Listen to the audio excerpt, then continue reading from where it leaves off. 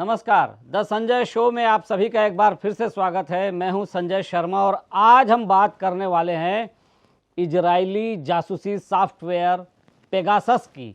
UP में राष्ट्रवाद के भूत से लड़ रहे विपक्ष को अब पेगासस का जिन्न मिल गया है। इसके जरिए वो बीजेपी पर देशद्रोह करने का आरोप लगा रहा है। यूपी में राष्ट्रवाद का मुद्दा खड़ा कर रही बीजेपी के लिए विपक्ष का ये काउंटर अटैक है और इसको मदद अमेरिका से मिली है।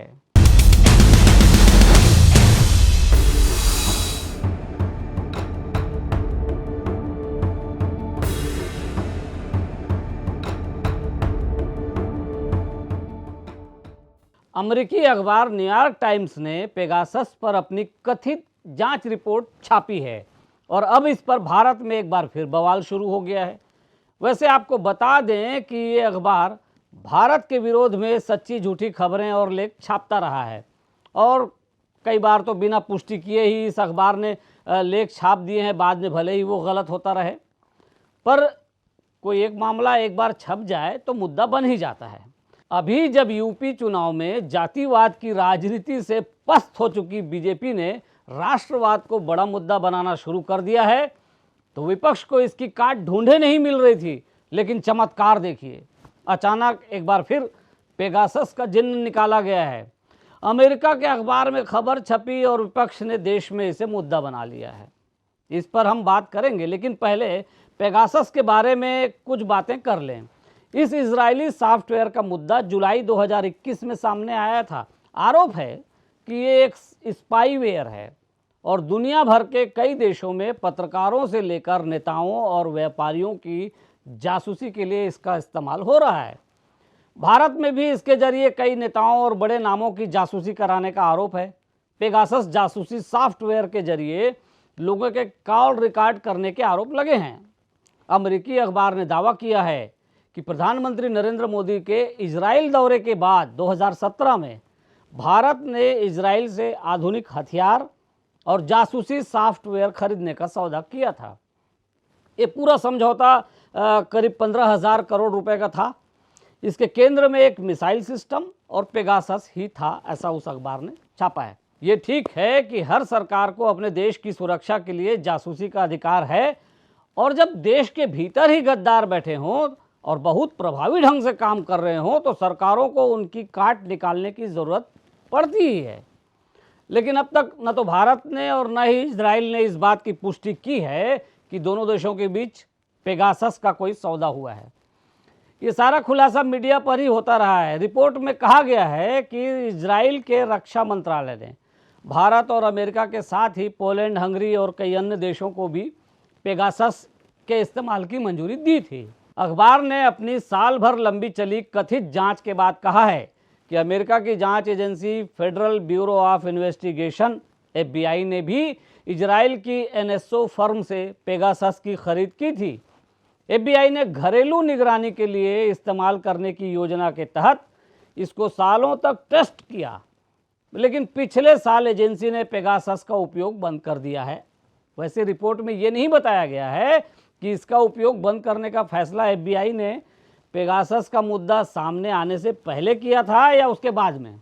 वैसे आपको बता दें कि ये मामला पिछले साल उठने के बाद हमारे देश में सुप्रीम कोर्ट ने इसकी जांच के लिए विशेषज्ञों की समिति का गठन किया था।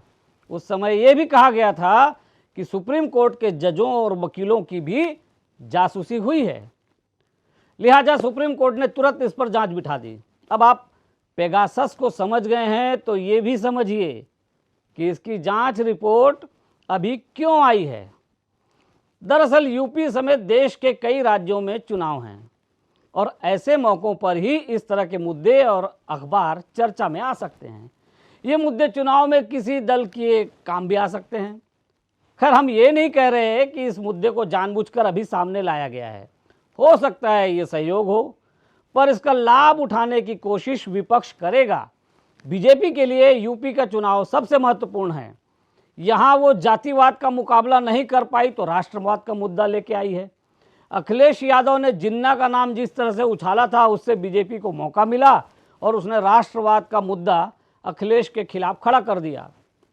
अब राष्ट्रवाद का भूत अखिलेश ही नहीं पूरे विपक्ष को सता रहा है।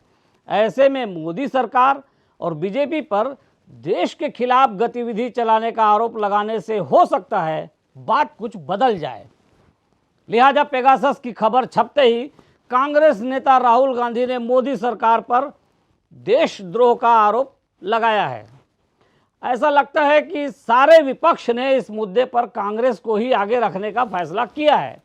तभी तो कांग्रेस के तमाम नेता एक साथ मोदी सरकार पर टूट पड़े और उसे देशद्रोही घोषित कर दिया। कांग्रेस ने आरोप लगाते हुए कहा है कि मोदी सरकार ने गैर कानूनी और असंवैधानिक तरीके से अपने नागरिकों के खिलाफ इस स्पाईवेयर का उपयोग किया है। ये प्रजातंत्र का अपहरण और देशद्रोह है। कांग्रेस नेता और राज्यसभा में नेता प्रतिपक्ष मल्लिकार्जुन खड़गे ने ट्वीट किया और कहा, मोदी सरकार ने भारत के शत्रु की तरह काम क्यों किया? पेगासस का उपयोग गैर कानूनी जासूसी के लिए करना राष्ट्रद्रोह है।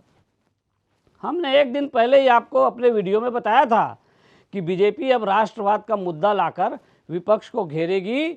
और ध्यान दीजिए, राष्ट्रवाद और राष्ट्र निर्माण को मुद्दा बना रही बीजेपी पर अब विपक्ष देशद्रोह का आरोप लगा रहा है। अब अगले कई दिनों तक चलता रहेगा ये मुद्दा। यूपी चुनाव में पेगासस और जासूसी बड़ा मुद्दा बने, इसके लिए विपक्ष अब एड़ी चोटी का जोर लगाएगा और बीजेपी को उसके ही राष्ट्रवाद के मैदान पर घेरेगा। लेकिन जिस दिन ये पेगासस की खबर आई थी उस दिन से बहुत सारे लोगों की नींद उड़ी हुई है, बड़े बड़े लोगों की नींद उड़ी हुई है। वैसे प्राइवेसी का अधिकार हर नागरिक को है और वो इसमें दखल देने वालों पर कार्रवाई करने की मांग कर सकता है। पर अगर किसी ने गलत नहीं किया तो उसको ज़्यादा चिंता करने की ज़रूरत नहीं है। इस मामले में विपक्ष के नेताओं की चिंता कुछ ज़्यादा बड़ी है। शायद उसे इसमें वोट दिखता है, पर वोट तो लाखों लोग देते हैं और अगर जासूसी हुई भी होगी तो शायद कुछ 100 लोग ही इसके दायरे में होंगे। ऐसे में विपक्ष इस मुद्दे को जनता के बीच कितना खड़ा कर पाएगा देखना होगा। देखते हैं राष्ट्रवाद का भूत और पेगासस का जिन्न अब किसके गले पड़ता है। चुनाव आने तक अभी कई और नए नए समीकरण ऐसे ही बनते और बिगड़ते रहेंगे और आखिरी चाल कौन चलेगा कहना अभी मुश्किल है। पर यह तय है, जो आखिरी चाल चलेगा उसी को चुनाव में बढ़त मिलेगी। और विपक्ष ने अपनी चाल चलते हुए फिलहाल अभी तो बढ़त ले ली है। अगली चाल अब बीजेपी को चलनी है और वो क्या होगा ये देखना दिलचस्प होगा। तो इस चर्चा में फिलहाल इतना ही। वीडियो पसंद आ रहा है तो लाइक करके शेयर कर दीजिएगा और हाँ, IBC 24 के इस YouTube चैनल खबर बेबाक को सब्सक्राइब भी ज़रूर कर लीजिएगा। नमस्कार।